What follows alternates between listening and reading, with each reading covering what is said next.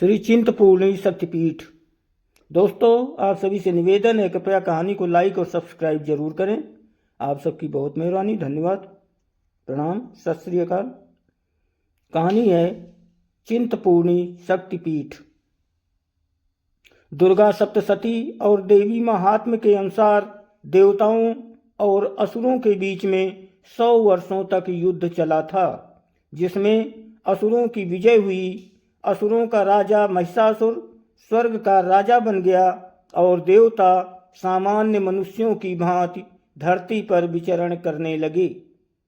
देवताओं के ऊपर असुरों द्वारा बहुत अत्याचार किया गया। देवताओं ने इस विषय पर आपस में विचार किया और इस कष्ट के निवारण के लिए वो भगवान विष्णु जी के पास गए।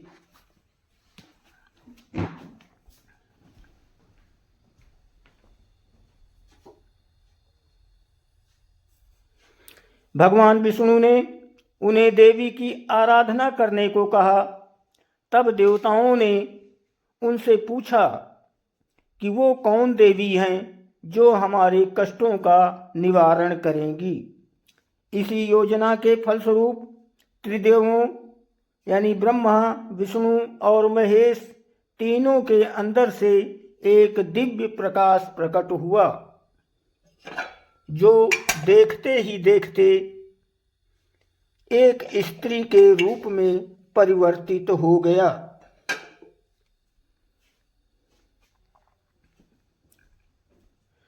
इस देवी को सभी देवी देवताओं ने कुछ न कुछ भेंट स्वरूप प्रदान किया। भगवान शंकर ने सिंह दिया, भगवान विष्णु ने कमल, इंद्र ने घंटा, समुद्र ने कभी न मैली होने वाली माला प्रदान की। इसके बाद सभी देवताओं ने देवी की आराधना की ताकि देवी प्रसन्न हो और उनके कष्टों का निवारण हो सके। और हुआ भी ऐसा ही। देवी ने प्रसन्न होकर देवताओं को वरदान दे दिया और कहा, मैं तुम्हारी रक्षा अवश्य करूंगी। इसी के फलस्वरूप देवी ने महिषासुर के साथ युद्ध प्रारंभ कर दिया, जिसमें देवी की विजय हुई और तभी से देवी का नाम महिषासुर मर्दिनी पड़ गया।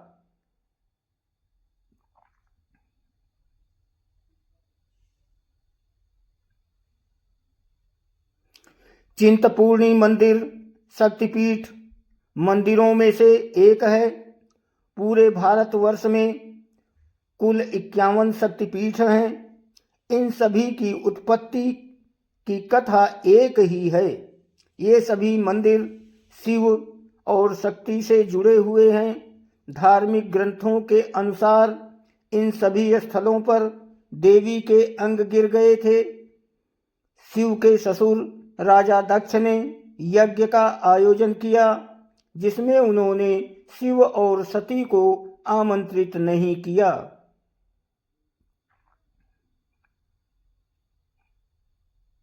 क्योंकि वो शिव को अपने बराबर का नहीं समझते थे। ये बात सती को काफी बुरी लगी। वो बिना बुलाए यज्ञ में पहुंच गई, जहां शिव का काफी अपमान किया गया। इसे सती सहन न कर सकी और वो हवन कुंड में कूद गई। जब भगवान शंकर को ये बात पता चली तो वो आए और सती के शरीर को हवन कुंड से निकालकर तांडव नृत्य करने लगे।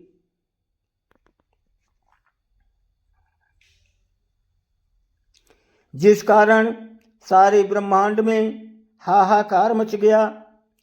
पूरे ब्रह्मांड को इस संकट से बचाने के लिए भगवान विष्णु ने सती के शरीर के अपने सुदर्शन चक्र से 51 भागों में बांट दिया। जो अंग जहां गिरा वो शक्ति पीठ बन गया। कोलकाता में केस गिरने के कारण महाकाली, नागरकोट में स्तनों का कुछ भाग गिरने से व्रजेश्वरी, ज्वालामुखी में जिह्वा गिरने से ज्वाला देवी, हरियाणा के पंचकूला के पास मस्तिष्क का अग्रिम भाग गिरने के कारण मनसा देवी, कुरुक्षेत्र में टखना गिरने के कारण भद्रकाली,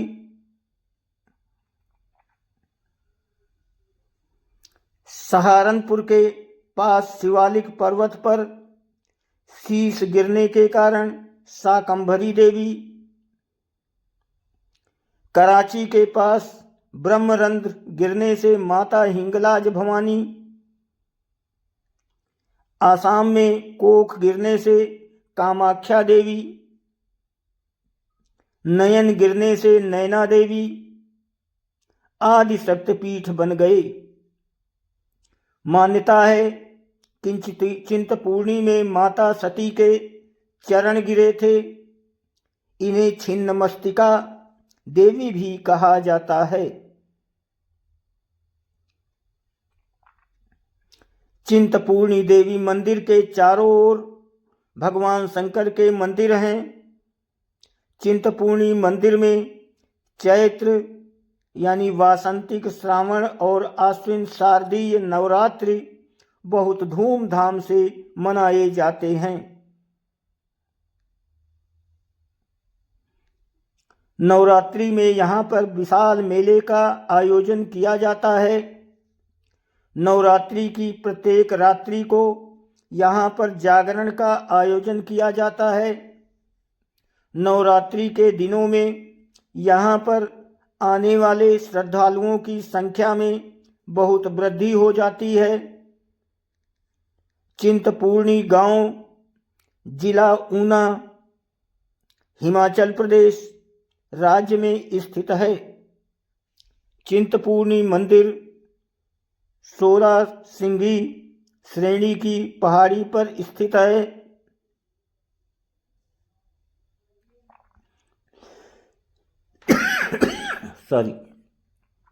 भरवाई गांव जो होशियारपुर धर्मशाला रोड पर स्थित है, वहां से चिंतपूर्णी 3 किलोमीटर की दूरी पर है। ये रोड राजमार्ग से जुड़ा हुआ है। पर्यटक अपने निजी वाहनों से चिंतपूर्णी बस स्टैंड तक जा सकते हैं। बस स्टैंड चिंतपूर्णी मंदिर से 1.5 किलोमीटर की दूरी पर स्थित है। चढ़ाई का आधा रास्ता सीधा है और उसके बाद का रास्ता सीढ़ीदार है। गर्मी के समय में मंदिर के खुलने का समय सुबह 4 बजे से रात 11 बजे तक है और सर्दियों में सुबह 5 बजे से रात्रि 10 बजे तक का है।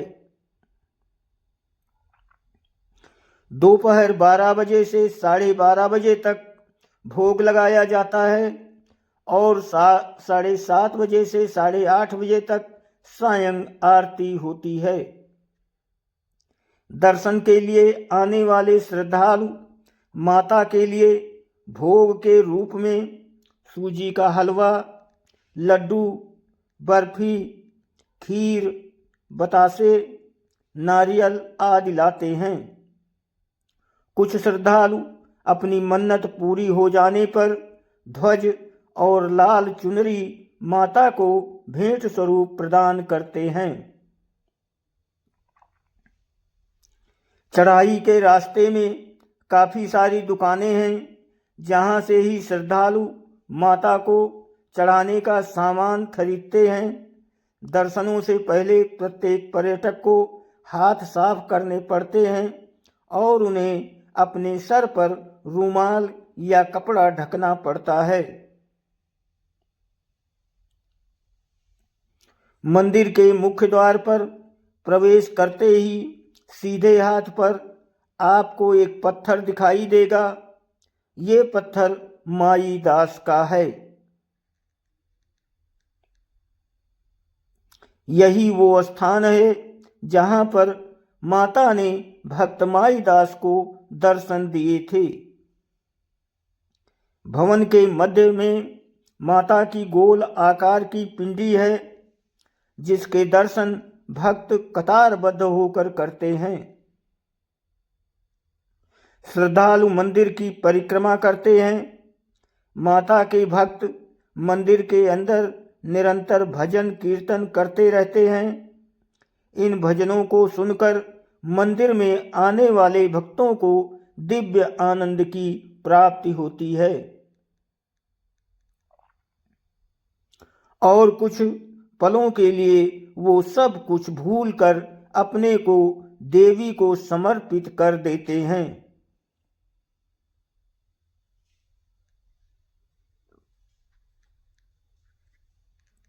मंदिर के साथ ही वट का वृक्ष है, जहाँ पर श्रद्धालु कच्ची मोली अपनी मनोकामना की पूर्ति के लिए बांधते हैं।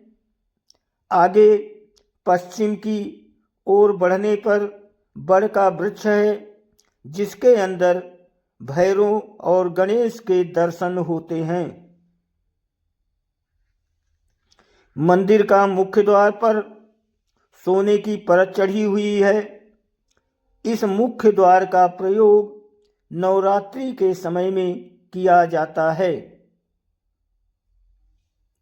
यदि मौसम साफ हो तो आप यहाँ से धौलाधर पर्वत श्रेणी को देख सकते हैं।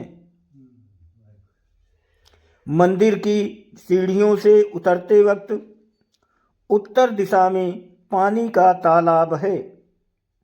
पंडित माईदास की समाधि भी तालाब के पश्चिम दिशा की ओर है। पंडित माईदास द्वारा ही माता के इस पावन धाम की खोज की गई थी। फेसबुक देखने वाले सभी भाइयों से अनुरोध है, कृपया कहानी को लाइक और फॉलो जरूर करें। धन्यवाद, प्रणाम, सत श्री अकाल।